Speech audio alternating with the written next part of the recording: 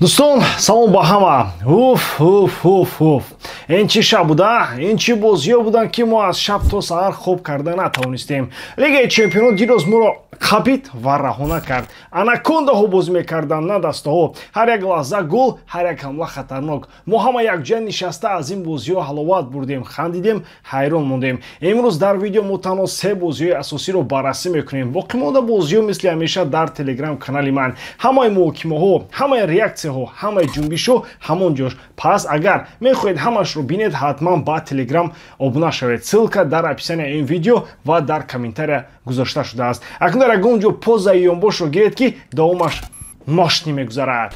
Бардорони азиз, бозии дирӯз ҳақиқатан саволи бисёр гузошт. Ливерпулро ПСВ бо ҳисоби 1-4 қашоқона мағлуб кард ва дарднокаш ин ки ҳамааш дар Энфилд шуд, дар хонаашон пеши чашми мухлисони худи онҳо. Одамон барои дастгирии даста омаданд, аммо ба ҷои бозии хуб як расвоии калон диданд. Ин танҳо мағлубият нест, ин зарба ба обрӯ, ба рӯҳия ва ба тамоми роҳи даста аст, ки солҳо ба вуҷуд омада буд. Дар охири октябр фикр мекардем, ки ҳолат беҳтар мешавад. Боварӣ буд, ки Слот метавонад даставу бозиро ба тартиб дарорад. Лекин дирӯз комилан дигар чизро дидем. Ҳамон хатогиҳои кӯҳна, ҳамон мушкилиҳо, ҳамон бесарусомонӣ. Ин дигар тасодуф нест. Ин аломати буҳрони ҷиддӣ аст. Гап дар он аст, ки ҳамаи чиз такрор мешавад ва ислоҳ намешавад. Агар аз паҳлӯ бингарем, Слотро ҳоло аз вазифа бароварданаш мумкин нест, аммо агар ҳамин тавр идома ёбад, то соли нав ӯ аз курсияш мепарад. Зеро даста иловатан ба хатогиҳои тактикии худ аз ҷиҳати равонӣ низ шикаста аст. Футболбозон намедонанд, ки чӣ кор кунанд, ба куҷо раванд, ки роҳбар аст, ки чӣ вазифа дорад. Ҳар кас ба тарзи худ бозӣ мекунад, гӯё ҳамдигарро намешиносанд.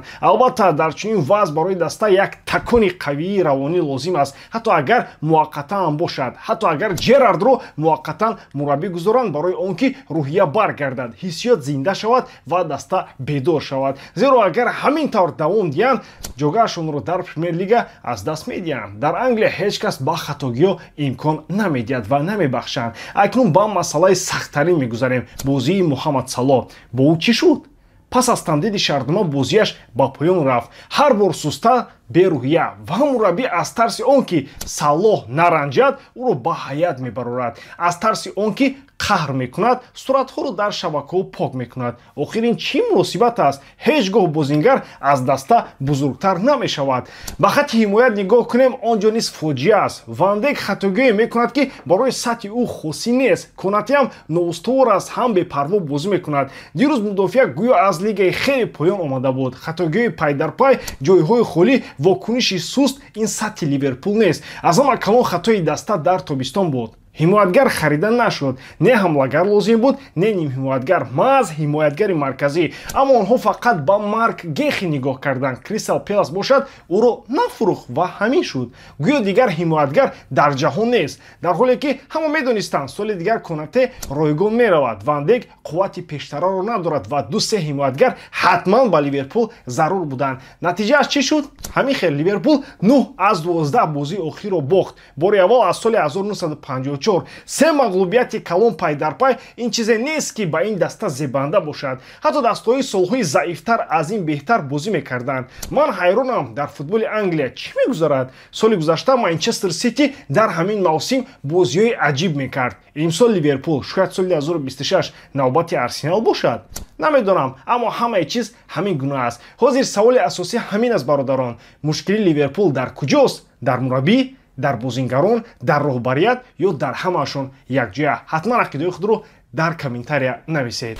Дӯстон, чӣ хеле ки медонем, баъди Лигаи Чемпионҳо ҳатман Лигаи Аврупо ва Лигаи Конференсия мегузарад ва шумо метавонед ҳамаи рақобатҳоро бо сарпарасти видеои мо ширкати 1x ҷолибтар гардонед. Дар он ҷо ҳамвақт коэффициентҳои баланд ва бонусҳои гуногун шуморо интизор аст. Ҳамчунин нафароне ки то ҳол регистратсия накарданд, метавонанд дар аввалин пардохти худ бо промои махсуси мо AMG0777 соҳиби 8000 сомонӣ бонус гарданд. Ссилкаи бозӣ дар комментарияи ин видео.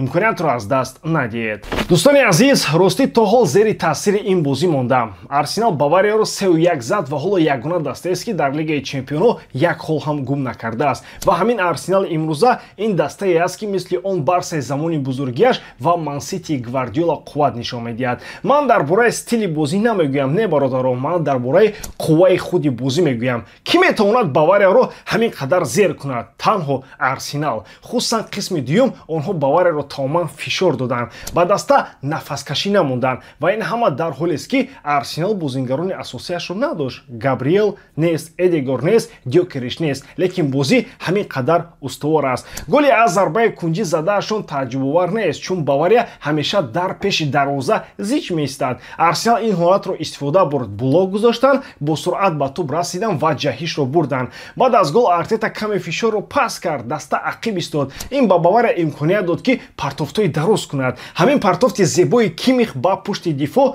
гол шуд, лекин Артета дарҳол тактикаи аввалро баргардон. прессинг баргашт, фишор сар шуд ва ҳамин кор боиси голи дуввум шуд. дар қисми дуюм Арсенал боз як кори муҳим кард. прессинги Баварияро тамоман вайрон кард. Субменди ба қафо омад. ҳимоятгарони Бавария аз пасаш рафтан метарсиданд, чунки Эзе ва Мерино минтақаҳоро пур мекарданд. барои ҳамин Арсенал ором тӯбро гирифт ва бозиро ба дасти худ гузаронд. Бавария дигар роҳ надошт ва Нойер ҳам ба Арсенал ёрӣ расон барои голи сеюм. Арсенал дастаи беҳтарин аст, вале онҳо баъзан 15-20 дақиқа дар як сатҳи девонавор бозӣ мекунанд ки дар ақли одам рост намеояд. мисли Кайҳон дар ҳамин бозиам ҳамин 20 дақиқа натиҷаро ҳал кард. ман мухлиси Арсенал нестам бародарон, вале ростӣ мехоҳам бигӯям, даста худро хеле боваринок нишон медиҳад. вало рақиби асосиаш на Бавария аст, на Реал, на ПСЖ, на Барсаву дигару дигар. рақиби асосии онҳо ин фишор ва интизориҳои мардум. ҳама аз Арсенал ин мавсим чизҳои бузург мехоҳанд. мо ин бозиро чанд моҳ интизор будем, хостем фаҳмем имрӯз кӣ қавитар аст, Арсенал ё ин ки Бавария. ва ҷавоб омад. Арсенал бурд кард. бори аввал дар 10 сол. пештар як мусовӣ ва 4 бохт буд. 3 маротиба 1-5 ва як бор 0-1. имрӯз таърих дигар шуд. вале ростӣ Бавария мушкилӣ дорад. чуқурии ҳаят нест, таоман даста хаста шудааст, ротатсия нест, дар ҳамла алтернатива нест. бе Мусиала, бе Девис агар онҳо одат карда бошанд бозӣ кунанд, пас бе Луис Диас бозӣ барои онҳо душвор мегузарад. ҳатто Олисе тамоми мавсим қариб 90 дақиқа бозӣ мекунад. Ҷексон сатҳи Лигаи Чемпионҳо нест. Майк ҳанӯз ҷавон аст. Не, ӯ хуб бозӣ мекунад, лекин таҷриба кам дорад ва то зимистон интизор шудан ба бозигарҳои нав хеле душвор аст. Арсенал бошад хеле хубу мувофиқ ҷамъ шудааст. стандартҳо ҳам чанд сол ин ҷониб дарди Бавария аст. Арсенал бошад дар стандартҳо қавитарин аст. аз ҳаминам онҳо аз ин чиз истифода бурданд. аммо агар ин ду даста баҳор боз бозӣ кунанд, натиҷа метавонад тамоман дигар шавад. футбол ҳамин хел аст бародарон. дар охир мехоҳам мухлисони Арсеналро табрик кунам ва махсус як шахсро, Акай Алишер. ӯ солҳои зиёд чунин Арсеналро интизор буд. ӯ ҳамеша умед дошт ки дасташ ба трофей наздик мешавад. ва дишаб ӯ ба фикрам аз бозӣ ҳаловат бурд. Акай Алишер, табрик бо ғалаба. бозӣ ҳамин шуд дӯстони азиз. Арсенал ҳозир қавӣ меравад. ростӣ намедонам ки онҳоро боз дошта метавонад. 16 бозӣ бебохт, 14 ғалаба, 2 мусовӣ. бозии оянда дерби бо Челси. ана он ҷо ҷанг мешавад. интизор мешавем ки киро мағлуб мекунад. Реал Мадрид Олимпиакосро бо ҳисоби 4-3 бурд. Килиан Мбаппе дар ин бозӣ покер кард, 4 гол зад. лекин бисёр мухлисони Реал бозам аз бозии даста норозӣ ҳастанд. лекин росташро гӯем, кай охир он бор шумо дифои пурқувват дар Реалро дида будед?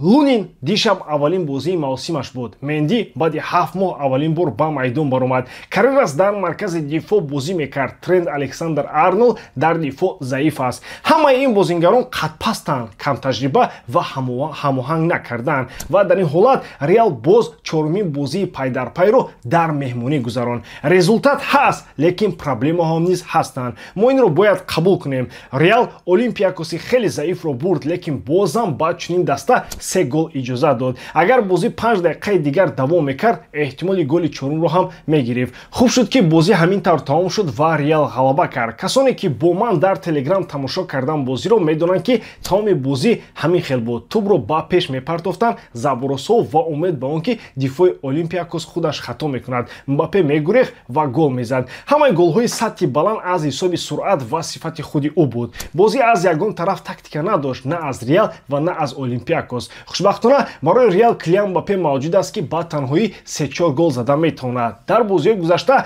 ҳамлаи Реал мушкилӣ дошт, вале имрӯз баръакс ҳамла кори худро иҷро кард, лекин дифоъ хеле бад буд. дар охир чӣ хеле ки гуфтем, бахт баландӣ кард ки Олимпиакос ба чунин ҳимояи Реал як голи дигар назад. як чиз дигар, дар майдон дар як вақт се бозингари як позитсия буданд дар Реал: Менди, Карерас ва Франк Гарсия, ҳар се леви защитник, ва ҳамаи онҳо ҳамзамон бозӣ мекарданд. дар чунин ҳолат чӣ гуна дифоъ бояд хуб бошад? худо накунад агар Мбаппе ҷароҳат бардорад, Реал Мадрид ба проблемаи хеле калон дучор мешавад. инро ман бо боварӣ мегӯям. ӯ 9 гол дар 5 бозии Лигаи Чемпионҳо задааст. ҳоло беҳтарин бомбардири мусобиқот аст. имрӯз покер кард, аввалинаш дар Лигаи Чемпионҳо ва чорум дар тамоми карьера. аз ин дида равшан нест ки ӯ чӣ қадар барои даста муҳим аст. ӯ Реалро бар дӯши худ мебардорад. боз як воқеаи муҳиме ки шояд намедонистед. Реал Мадрид бори аввал дар таърих Олимпиакосро дар меҳмонӣ бурд. то имрӯз 3 бохт ва 6 мусовӣ буд. ин аввалин ғалабаи мадридиё дар юнон аст. ва боз як чиз, Реал ҳоло 2 бозии дигар дар меҳмонӣ дорад. аллакай 4 бозиро дар меҳмонӣ гузарондан, боз 2 тои дигар